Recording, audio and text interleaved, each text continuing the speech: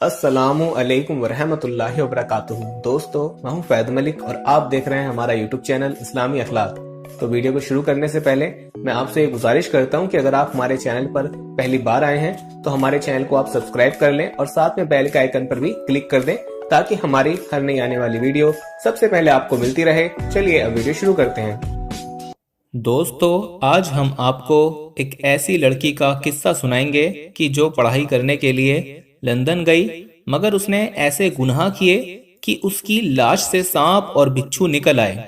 उस गुनाहगार औरत का ऐसा इबरतनाक अंजाम हुआ कि रूह तक कांप जाए। उस लड़की ने क्या क्या गुनाह किए, ये जानने से पहले हम आपसे गुजारिश करते हैं कि इस वीडियो को आखिर तक जरूर देखें।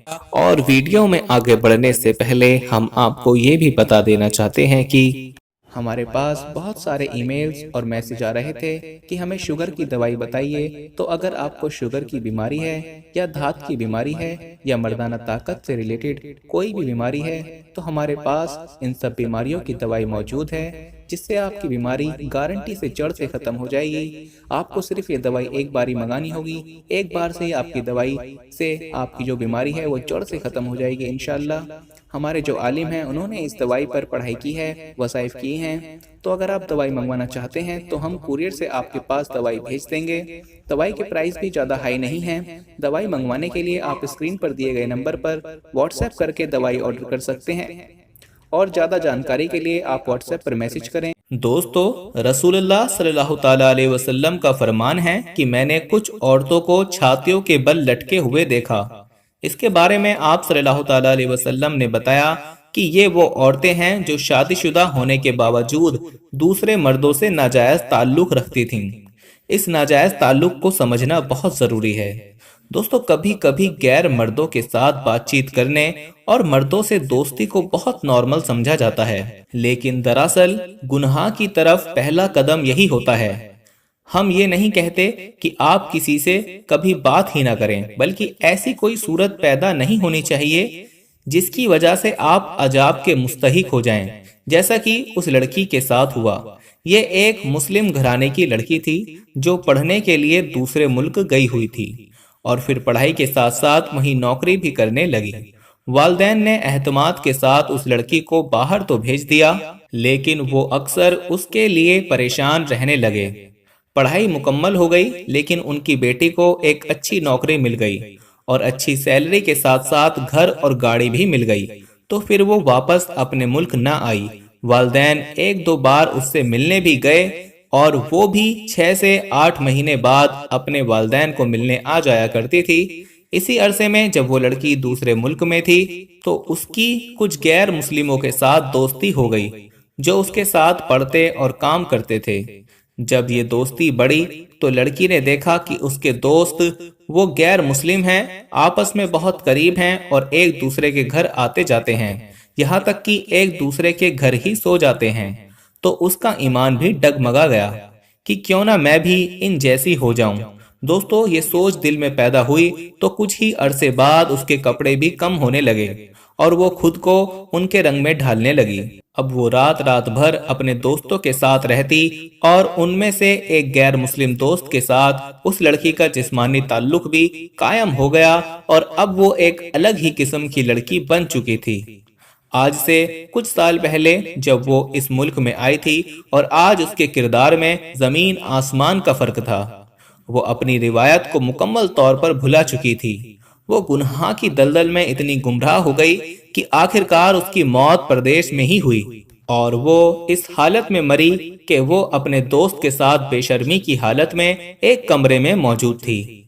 वो लड़का जो कि गैर मुस्लिम था, जो उसके साथ उस वक्त मौजूद था, उस लड़की की अचानक मौत पर परेशान हो गया। लिहाजा उसने अपने ही घर के लॉन में उस लड़की की लाश को दफन कर दिया। उधर वालिदैन का लड़की से कोई राब्ता ना हुआ तो वो परेशान हो गए। जिन मुस्लिम दोस्तों को वो जानते थे कि वो हमारी बेटी के साथ रहते हैं या काम करते हैं, तो उन्होंने उनके जरिए पता करवाया, लेकिन फिर भी कुछ पता ना चला। आखिरकार वालिदैन अपनी बेटी को ढूंढने उसी दूसरे मुल्क में आ गए। جب انہوں نے پولیس کی مدد سے سراغ لگایا تو وہ لڑکا گرفتار ہو گیا۔ اس نے ساری حقیقت بتا دی کہ لڑکی اس کے گھر کے لان میں دفن ہے اور وہ اس حالت میں اس کے ساتھ ہم بستر ہوتے ہوئے مر گئی تھی۔ زور دینے پر عدالت کی اجازت سے اپنی بیٹی کی لاش حاصل کرنے کے لیے لان کی کھدائی کروائی۔ اس لڑکی پر اللہ کا ایسا عذاب آیا ہوا تھا کہ کھدائی کرنے والے بھی اس کی باڈی نہ لا سکے، اور جو پولیس افسر اس وقت ڈیوٹی پر موجود تھا فوراً ہی بے ہوش ہو گیا۔ دوستو، دراصل اس لڑکی کو بے شرمی کی حالت میں اس کے دوست نے ہی دفنایا تھا، لہٰذا وہ ابھی بھی اسی حالت میں تھی، نہ کفن تھا اور نہ ہی جسم پر کوئی کپڑا تھا، اور اس لڑکی کے پرائیویٹ پارٹس مکمل طور پر گل سڑ چکے تھے۔ اس کی چھاتیوں سے ریشہ جاری تھا جس میں عجیب قسم کے سانپ اور بچھو رینگ رہے تھے۔ اس لڑکی پر یہ عذاب جنا کے گناہ کی وجہ سے آیا تھا۔ شریف اور باحیا مرد اور عورت تو اس کا تصور بھی نہیں کر سکتے، لیکن جس معاشرے سے حیا کا خاتمہ ہو چکا ہو اور بے حیائی اپنے عروج پر ہو تو ایسے معاشرے میں جنا آزادی سمجھا جاتا ہے، ایسے معاشرے میں اسے فیشن سمجھا جاتا ہے، لیکن اسلام اس بات کی اجازت ہرگز نہیں دیتا۔ نبی کریم صلی اللہ تعالیٰ علیہ وسلم نے فرمایا کہ حیا ایمان کی ایک شاخ ہے۔ یہی وہ حیا ہے جو انسان کو اس قسم کے گناہوں اور پھر ان گناہوں کے عذاب سے بچا لیتی ہے۔ اگر کسی مرد میں سے حیا ختم ہو جائے تو اس کے لیے اپنے گھر کی خاتون اور کوئی غیر خاتون ایک برابر ہو جاتی ہے، اور اگر اسی طرح کسی عورت کی نظر سے حیا ختم ہو جائے تو اس کے لیے اپنے گھر کے مرد اور باہر کے مرد سب ایک برابر ہوتے ہیں، لہٰذا تنہائی میں اس کو مجبور کر دیتا ہے کہ وہ ایسا کوئی کام کرے جس سے وہ زندگی کا لطف حاصل کر سکے، اور پھر وہی اور گندے کاموں میں اس طرح سے ڈوب جاتے ہیں کہ ان کی واپسی ناممکن سی ہو جاتی ہے، اور ان کا نتیجہ ایسا ہوتا ہے جیسا کہ ہم نے یہ واقعہ آپ کے سامنے بیان کیا ہے۔ دوستو، اب ہمیں اجازت دیجیے اور اس ویڈیو کو لائک اور شیئر ضرور کرتے کریں۔